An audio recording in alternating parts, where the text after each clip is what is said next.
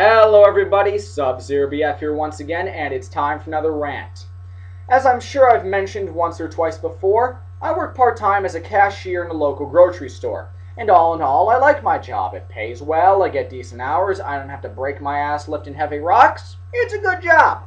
However, like all jobs, there are certain aspects of it that rather annoy me. One of which are the coworkers that constantly brag about their better than mine, that is to say, non-existent sex lives. But I'm not here to talk about them today. No, I'm here to talk about you. That's right, you. Because everybody watching this video has been or one day will be a customer in a grocery store. So actually listen to this video and take some of its information to heart, would you? Cool. So instead of doing what I usually do, which is just spew out a bunch of random complaints at the top of my lungs, throwing in a fuckload of swears, I actually took 3.5 minutes to create a nice list. So here is, for your entertainment/value, the top 10 worst customer habits. Without further ado, let's get started. Number 10. A bag for one item. This happens when a customer buys one item from our store and wants a bag for it. How fucking lazy are you? Do you seriously need a bag to hold that one flimsy item? You got it up to the counter just fine. Why the fuck you need a plastic bag and handles to grip it as you carry it to your car is beyond me. I can understand if the item is meat or soup because they tend to leak. But if it's anything else, just pick it up with your hands, the things God gave you to hold and lift. Bring it to your car, put it on the passenger seat, and drive your ass home. There's no need to wrap it in a bag. It does not cushion it. It does not support it. It's simply so you can hold it better. And you don't need to hold it better. It does not matter if the item is glass or if it contains a condensable liquid. You do not need a bag. And by the way, if that one item you're buying happens to be a bag of ice, or potatoes, or apples, or whatever, please do not say to me when I ask you if you want a bag for it, the good old, "Oh, it's already in a bag." Oh gee, no shit, Dane Cook, you think I wasn't aware of that? Dear God, I've been asked that so many times, it annoys the ever-loving shit out of me. Do not say it! Number 9. Buying in bulk. Okay, this one is kind of circumstantial. I can understand if it's around the holidays, or if you're Octomom, or if you have a severe eating disorder. But other than that, you do not need to buy $300 worth of groceries. Most grocery stores were not made to serve enormous purchases. We are not fucking Costco. We don't sell cat food in 6-month portions for a reason.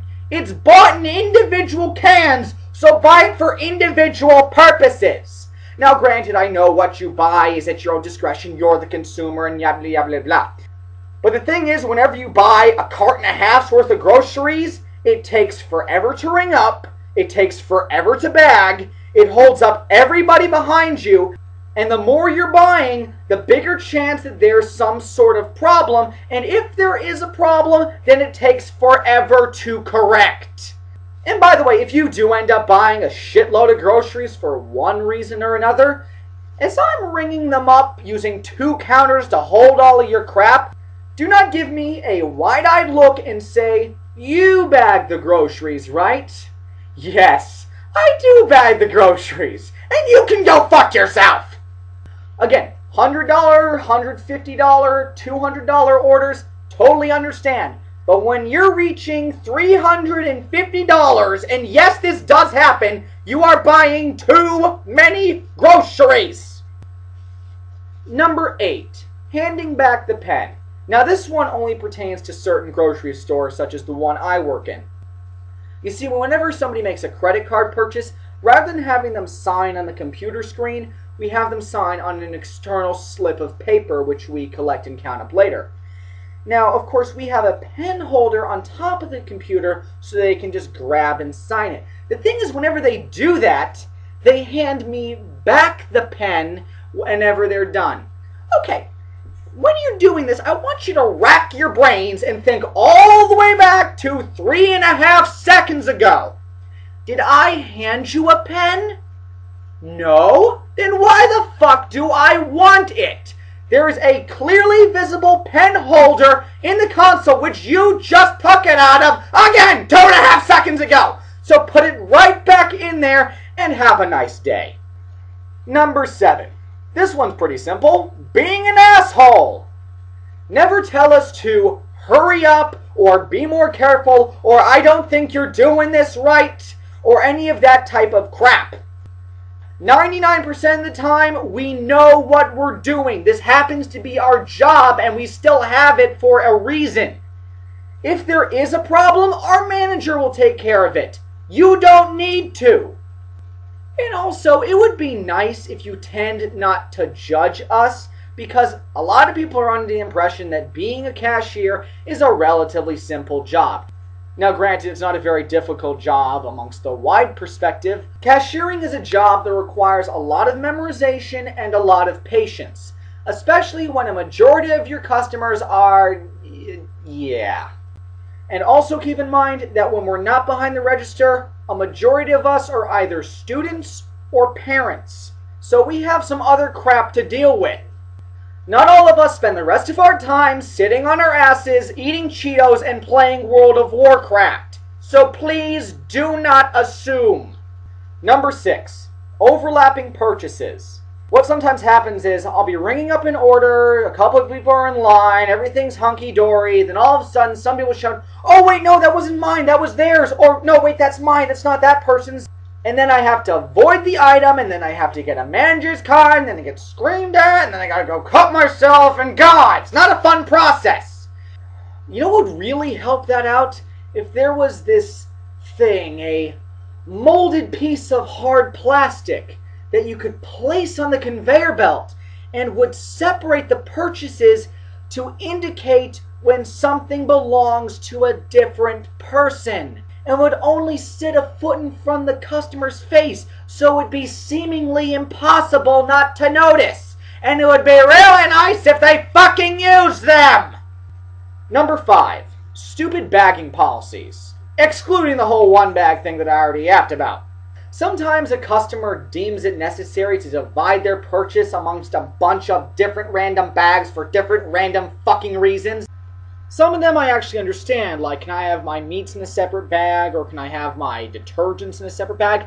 Fine. But when you start saying things like, okay, can I have all of my frozen stuff in a plastic bag? Can I have all my canned shit in a paper bag? And can I have the sodas in a double paper bag? And can I have everything that's blue in a separate plastic bag? Can I have everything that's from China in a separate plastic bag? Can I have everything that rhymes with couch in a separate paper bag? And can I have everything that has some animal for a logo in a paper bag inside a plastic bag? But don't make it too heavy, even though that completely defeats the fucking purpose.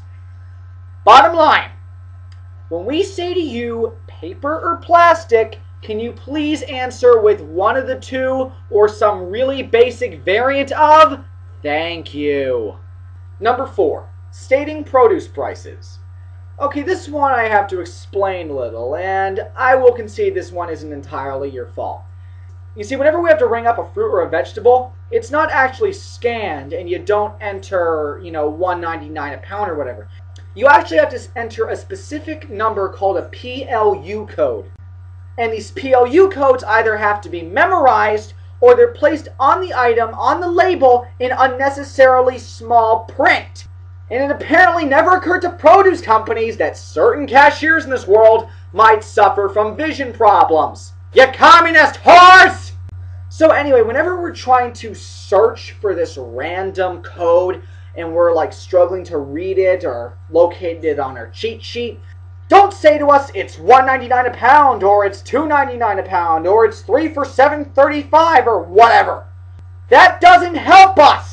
And again, I don't really expect you to know that. It's not something you would know unless you actually were a cashier. But for the love of God, I've told certain customers that's upwards of a dozen times. And if you do end up saying the price of the produce, don't get that smug little smirk on your face that's, ooh, tee, I know the store better than the employees. No, you don't. So can it. Number 3, paying in pennies. Don't fucking do it!